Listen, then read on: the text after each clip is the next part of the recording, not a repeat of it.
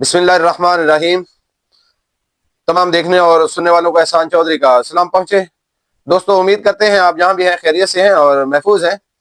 جی، سب سے پہلے ہم مولانا اسماعیل اور انڈیا کے شاعر ایک جاوید اختر صاحب ان کے درمیان ہوئے مناظرے پر پہلے مولانا اسماعیل صاحب کی گفتگو سنتے ہیں۔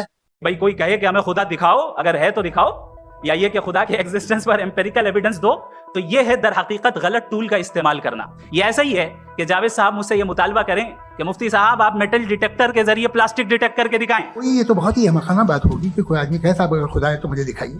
یہ تو جاہلانہ بات ہوگی۔ میں نے تو نارتھ پول نہیں دیکھا ہے، مگر میں مانتا ہوں کہ نارتھ پول ہے۔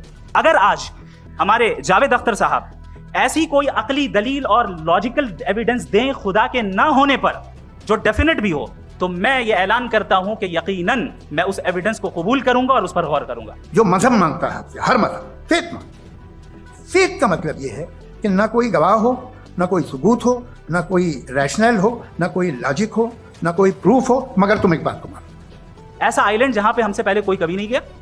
چلتے چلتے آپ کے سامنے اچانک آپ نے دیکھا ایک پنک کلر کی بال پڑی ہوئی ہے۔ سب سے پہلا سوال آپ کے ذہن میں کیا آئے گا کہ یہ بال یہاں کیوں آئی، کیسے آئی، یہ پنک کلر کی ہی کیوں ہے، کوئی اور کلر بھی ہو سکتا تھا۔ نیچرلی آپ اس طرف پہنچیں گے کہ کوئی نہ کوئی ہے جس نے ان اسپیسیفک پراپرٹیز کے ساتھ اس بال کو بنایا ہے اور یہاں پہ رکھا ہے۔ ہر مذہب آپ سے ایک چیز مانگتا ہے، فیتھ۔ یہ فیتھ کیا چیز ہوتی ہے؟ دنیا کا ہر مذہب فیتھ پہ ٹکا ہے، اور فیتھ کا مطلب ہے ایک ایسا یقین جس کا کوئی ثبوت، کوئی گواہ، کوئی ریشنل نہیں۔ سارے مذہب سب جانتے ہیں یہ دنیا کیسے بنی تھی، کیسے مٹے گی، مرنے کے بعد کیا ہوگا، ان کو سب علم ہے۔ ان کو کسی کو ڈائنوسر ہوتے تھے پہلے یہ نہیں پتا تھا، کسی کو نہیں پتا۔ جی، تو آپ نے مولانا اسماعیل کے دلائل اور ایک ملحد آدمی کے جواب دینے کے لیے اس نے بہت ہی خوبصورت اور بہت ہی بہترین گفتگو کی مولانا اسماعیل صاحب نے۔ اللہ تعالیٰ ان کے علم، ان کے صحت میں برکت عطا فرمائے کہ ایک ملحد آدمی جو اللہ کے وجود سے، اللہ کے ہونے سے انکاری ہے، اور اس وقت کہ اس کا نام بھی مسلمانوں جیسا اور وہ خود کو سمجھتا بھی مسلمان، اور اس مناظرے سے پہلے میرے خیال میں پاکستان میں بھی 99% لوگ اس کو، جاوید اختر کو، مسلمان ہی سمجھتے تھے، لیکن وہ خدا کا انکار کر کے، اللہ کا انکار کر کے، اللہ کی وحدانیت کا انکار کر کے، اللہ کے طاقت، اللہ کے وجود، اللہ کی وحدانیت، اللہ کے یکتا ہونے کا انکار کر کے اس نے یہ ثابت کر دیا کہ ہم پاکستانی غلطی پر تھے، وہ مسلمان نہیں ہے۔ وہ اس گندے معاشرے میں رہتے ہوئے، اس کے آباء و اجداد بہترین مسلمان تھے کہ انہوں نے انگریزوں کے خلاف، انگریزوں کی فوج میں بھرتی ہونے کے خلاف سب سے پہلے فتوے دیے۔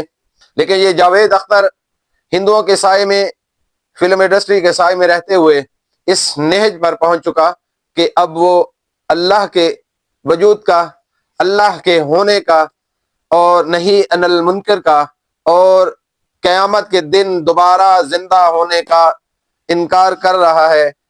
یہ لگتا تو ایسے ہی ہے کہ صحیح علم اس تک نہیں پہنچا۔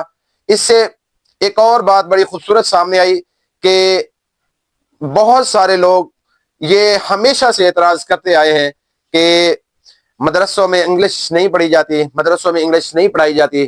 مولانا اسماعیل کے بہترین انگریزی میں دلائل، بہترین انگریزی میں گفتگو اور ایک روانگی کے ساتھ گفتگو دیکھ کر، سن کر بہت خوشی ہوئی۔ اللہ پاک ان کے علم اور ان کی صحت میں برکتیں عطا فرمائے۔